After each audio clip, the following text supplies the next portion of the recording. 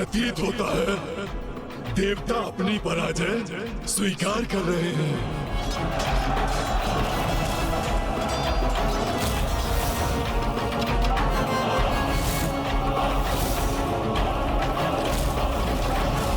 यदि ये चक्रवाती बवंडर तनिक और प्रचंड हो जाए तो प्रभु के आत्मलिंग पर लंकेश की जकड़ अवश्य मंद पड़ जाएगी। तब मैं यथाशीघ्र आत्मलिंग को अपने हाथों में लेकर यहाँ भूमि पर स्थित कर दूंगा, जिससे पिताश्री के आत्मलिंग यहीं स्थापित हो जाएंगे।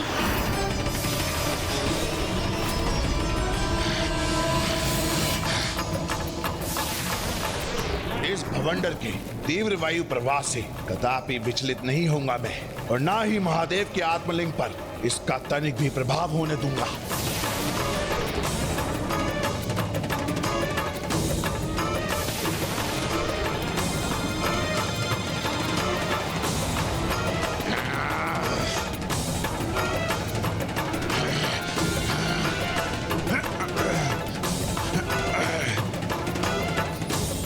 शीघ्र सफल होगी मेरी युक्ति।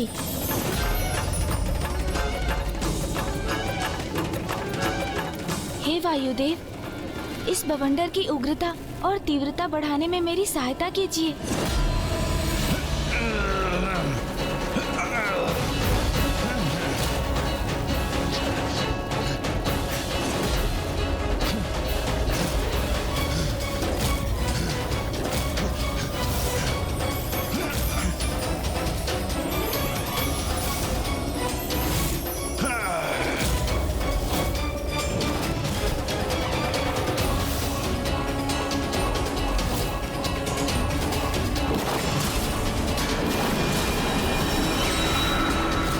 क्या कर रहे हैं शिव नंदन गणेश जी? ये कैसी मुद्रा धारण की है इन्होंने? कई इस भवंडर के पीछे गौरी पुत्र का ही तो हाथ नहीं? तो उचित था मेरा संदेह कि आप मेरे मार्ग में बाधाएं उत्पन्न कर रहे हैं। गौरी पुत्र, सर्वप्रथम मूषक को भेजकर आपने आक्रमण कराया मुझ पर। जब वो युक्ति सफल नहीं हुई तो धूल का भवंडर उत्पन्न कर दिया आपने। ये आपने उचित नहीं किया गौरी पुत्र। अब लंकेश मेरी योजना के प्रति सजग हो गए हैं, इसलिए मेरा अभी सफल होना अनिवार्य है। उचित तो यही होगा कि लंकेश के हाथों की शक्ति शिथिल पड़ जाए और मैं आत्मलिंग को उनके हाथों से ले सकूं। मेरे मार्ग में आए इस भवंडर के पीछे आप हो या अथवा कोई और, किंतु आप लंकेश के हाथ से उनके आराध्य के आत्मलिंग को नहीं ले पाएंगे।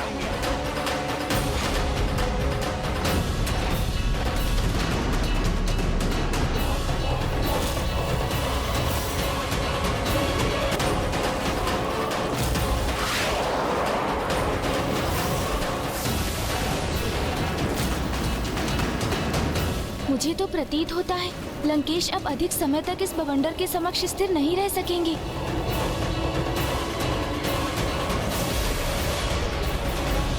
स्वयं पर मैं शीला और शिलाखंडों का प्रहार सहूंगा मैं, किंतु इस चक्रवाती भवंडर को मैं अपने आराध्य के आत्मलिंग को स्पर्श भी नहीं करने दूंगा।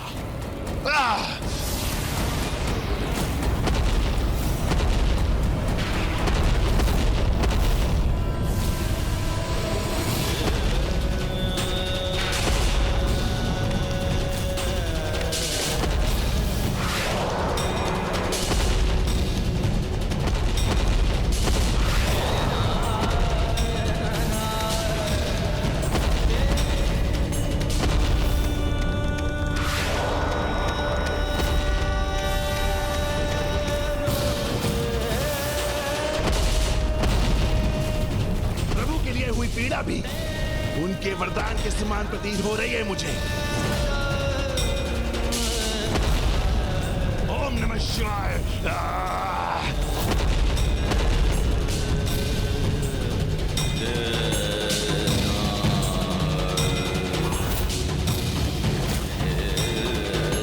ओम नमः शिवाय।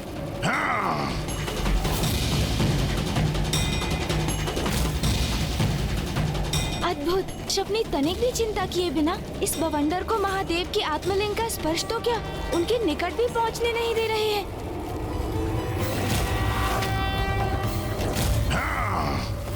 ओम नमः शिवाय। ऐसे महान शिव भक्त यदि उचित आशय और निस्वार्थ भाव से भक्ति करते तो इन्हें आत्मलिंग को अपने साथ ले जाने से रोकने की कोई आवश्यकता ही नहीं होती, क्योंकि मुझे पूर्ण विश्वास है कि इनकी निष्ठा और श्रद्धा के भाव को देखकर पिताश्री भी अवश्य अत्यंत प्रभावित हो रहे होंगे। एक महाशिव भक्त को इतने कष्ट में देखना अत्यंत कठिन है मेरे लिए।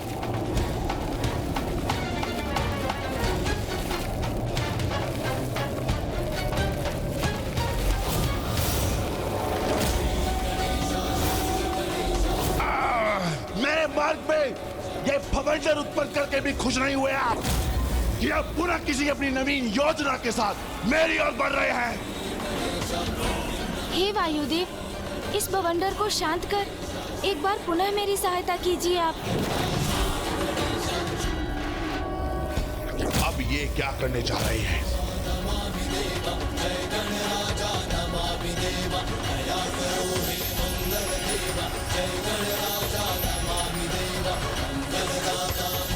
ये क्या? गौरीपुत्र गणेश तो भवंडर को विपरीत दिशा में मोड़कर उसके प्रभाव को कम करने में लगे हैं।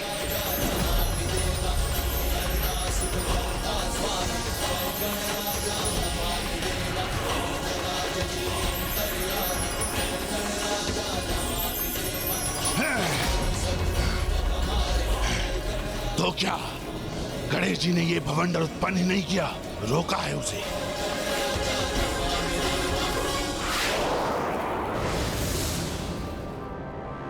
आप तो मेरी सहायता करने का प्रयास कर रहे थे पार्वती नंदन, और मैं अकारण ही आप पे संदेह कर रहा था। मेरे दोषपूर्ण व्यवहार के लिए मुझे क्षमा कर दीजिए पार्वती नंदन। यहां एक और आप जो प्रत्यक्ष मेरी सहायता करने के लिए आप उपस्थित रहे, किंतु दूसरी ओर कोई और भी अवश्य है जो अदृश्य रहकर मेरे मार्ग में बाधाएं उत्पन्न करने का प्रयास कर रहा है। क्यों गणेश जी, मेरा संदेह उचित है ना? कदाचित नहीं लंकेश। मरुभूमि में तो इस प्रकार के बवंडर आना स्वाभाविक ही है, किंतु आप उसकी चिंता क्यों करते हैं लंकेश जी? अभी आपने जिस प्रकार महादेव की आत्मलिंग की इतनी भक्ति और निष्ठा से सुरक्षा की, ये देखकर तो स्वयं महादेव भी अवश्य अति आनंदित होंगे। और एक भक्त के लिए प्रभु की प्रसन्नता से अधिक महत्वपूर्ण भला और क्या हो सकता है?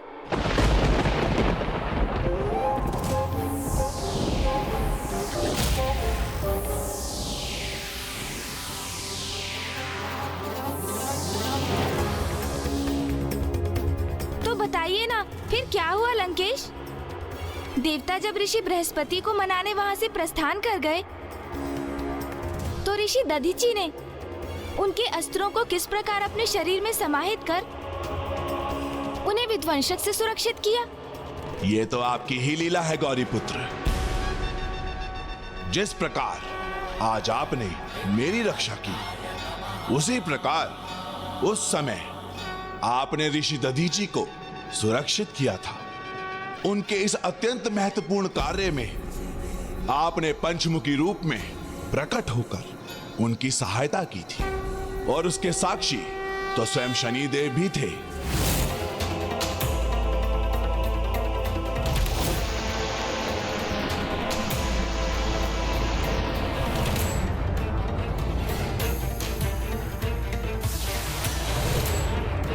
मुझसे भयभीत होकर अपने अस्त्रों का परित्याग कर सारे देवता पलायन कर गए, और यही तो मैं चाहता था कि एक बार उनके अस्त्रों का स्वामित्व प्राप्त हो जाए मुझे, तो मैं उन्हीं की शक्ति का प्रयोग कर उन देवताओं को अपने समक्ष झुकने पर विवश कर दूंगा।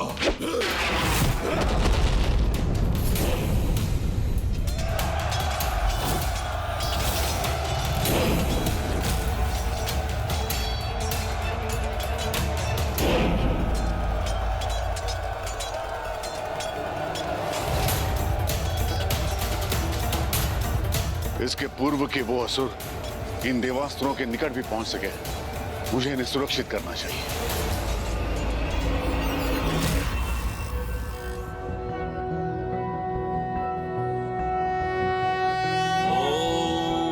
वक्रतुंड महाकाय सूर्यकोटि समप्रभ निर्विघ्नं कुरु मे देव सर्वकार्येषु सर्वदा।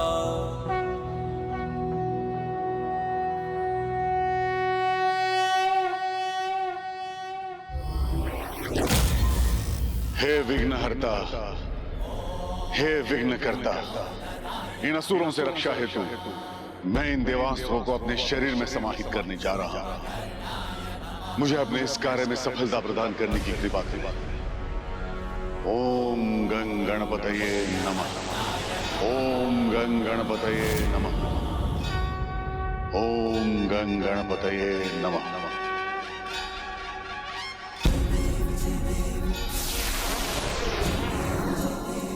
हे देवताओं के दिव्य एवं शक्तिशाली अस्त्रों, मेरे शरीर के भीतर प्रवेश कर मेरी अस्थियों में समाकर मुझे कृतार्थ करने की कृपा कीजिए।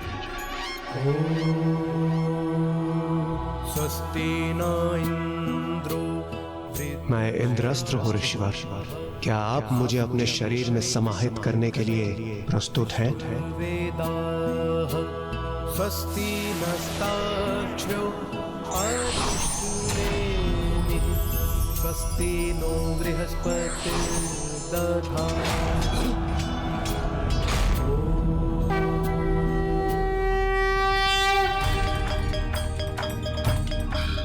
ये क्या हो रहा है? ये अस्त्र इन ऋषि के शरीर के भीतर कैसे जा रहा है?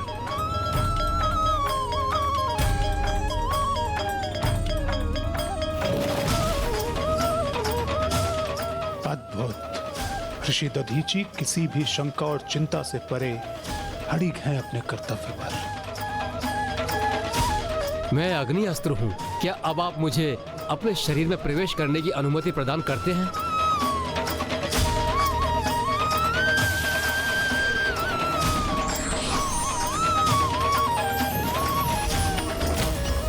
ये ऋषि तो एक एक कर इन देवताओं के दिव्य अस्त्र को अपने अंदर समाहित कर रहा है, किंतु ये अस्त्र तो मेरे लिए आवश्यक है। ये मैं कदापि नहीं होने दूंगा।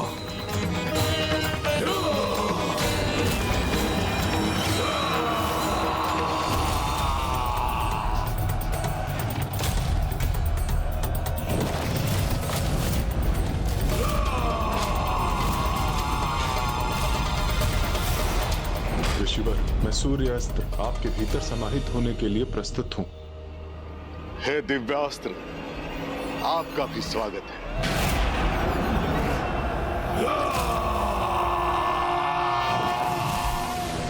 ओम आदित्याय विद्महे सहस्रकिरण्य धीमहि तन्नो सूर्य। अपने देवताओं के अनेक अस्त्रों को अपने भीतर समाहित किया है, किंतु अब जो शेष अस्त्र हैं, इन पे मेरा ही अधिकार होगा। ऋषिवर, क्या आप मुझे अर्थात वायु अस्त्र को स्वीकार करने के लिए तैयार हैं?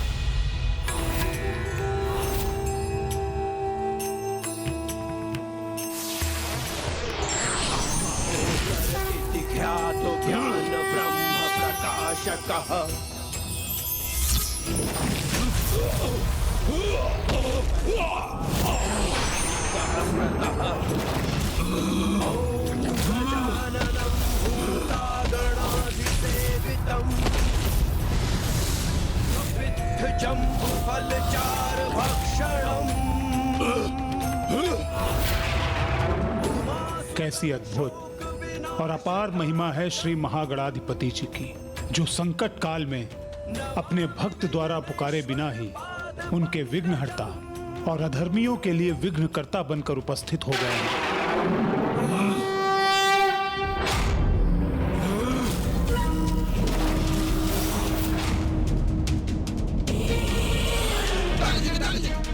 असुर सैनिकों, आगे बढ़ो, आक्रमण करो। आज मुझे देवताओं के दिव्य अस्त्र को प्राप्त करने से कोई नहीं रोक सकता। भले ही उसके लिए मुझे गजमुख को परास्त कर इन ऋषि के बख्शिश स्थल को क्यों ना भेजना पड़े। मैं वरुण देव का वरुण अस्त्र हूं।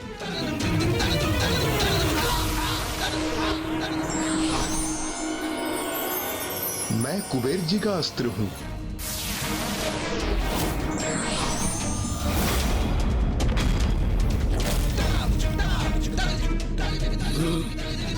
मेरे अस्त्रों के प्रहार के समक्ष कोई नहीं टिक सकेगा।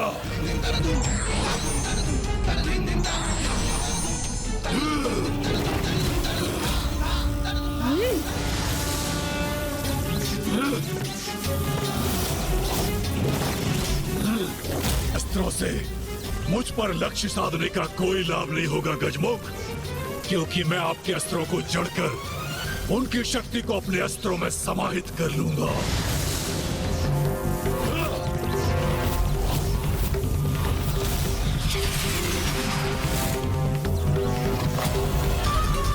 ओह, तो इस दुष्ट ने मेरे अस्त्रों को जड़ कर दिया है और मेरे अस्त्रों की शक्ति को बाहर खींचकर अपने अस्त्रों में संचित कर रहा है। गजमुख, अब तुम्हारे ही अस्त्र की शक्ति से तुम्हें आहत करूंगा मैं।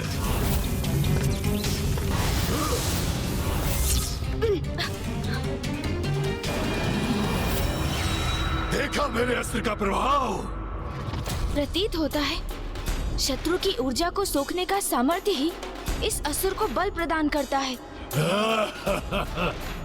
तो उचित यही होगा कि मैं इसके विशेष बल को ही इसकी दुर्बलता बना दूं।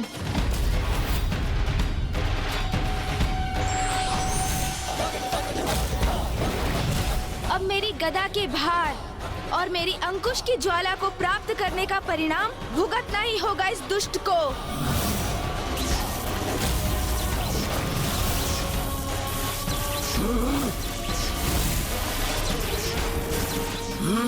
कदाचित मेरे अस्त्रों की शक्ति को अभी तक समझे नहीं हैं आप।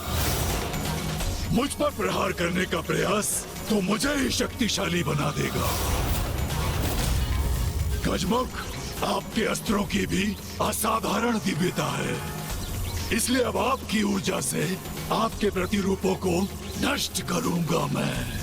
अपनी शक्ति में विलीन करने हेतु आपके अस्त्रों को भी प्राप्त करूंगा मैं।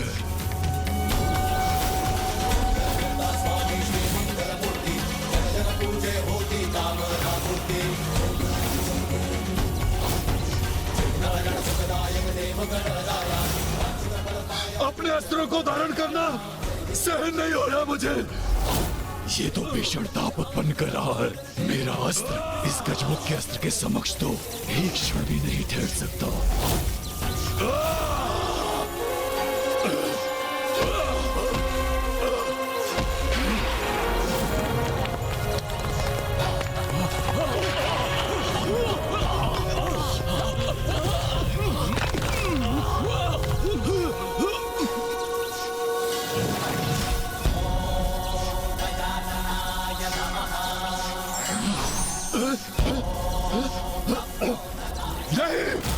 नष्ट हो गया मेरा अस्त्र, मिट गया मेरे बल का आधार।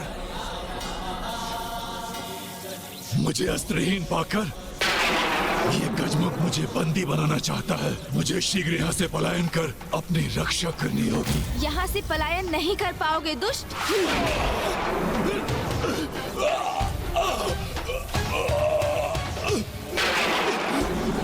ये क्या हो रहा है? मेरे नीचे की भूमि विभक्त क्यों हो रही है?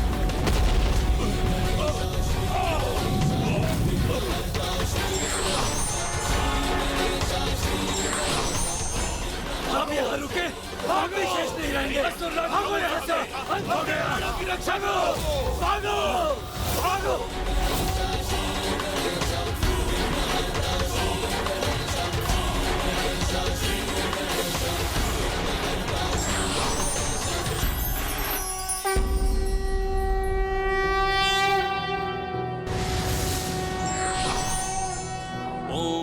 नमस्ते गणपते त्वमेव प्रत्यक्षं तत्त्वमसि त्वमेव केवलं कर्तासि त्वमेव केवलं धर्तासि त्वमेव केवलं हर्तासि त्वमेव सर्वं खल्विन्दं ब्रह्मासि।